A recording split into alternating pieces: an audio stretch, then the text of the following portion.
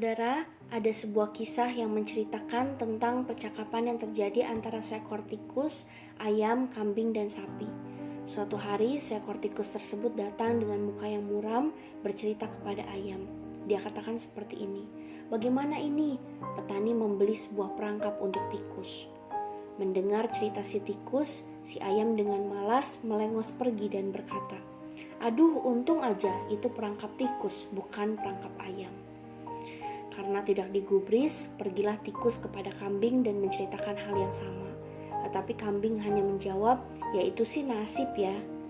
Tikus sangat sedih, tetapi dia tidak putus asa. Tikus akhirnya pergi bercerita kepada sapi. Tetapi sapi hanya berbasa-basi dan menjawab, "Ya udahlah, sabar aja." Keesokan harinya, perangkap tikus tersebut menjerat sesuatu.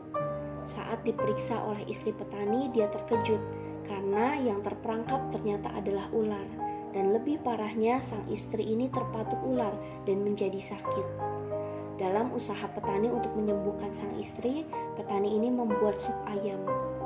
Tetapi istrinya tidak kunjung sembuh dan para tetangga mulai menjenguk istrinya. Petani tentu merasa sungkan jika tamu tidak dijamu.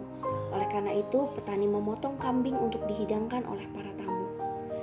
Cerita masih berlanjut. Seminggu kemudian, istri petani tidak dapat bertahan dan akhirnya meninggal. Rumah petani ramai sekali dengan orang yang berkumpul dan tentunya petani harus menyediakan makanan bagi mereka. Kita tahu apa yang petani lakukan? Ya, dia memotong si sapi pada akhirnya. Saudara, dunia zaman sekarang mungkin membuat sebagian orang menjadi pribadi yang apatis seperti kisah yang tadi saya ceritakan.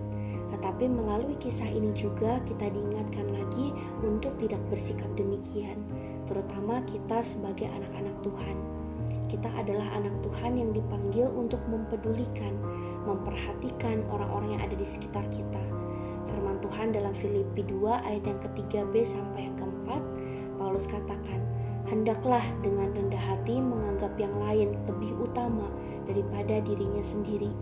Dan janganlah tiap-tiap orang hanya memperhatikan kepentingannya sendiri, tetapi kepentingan orang lain juga."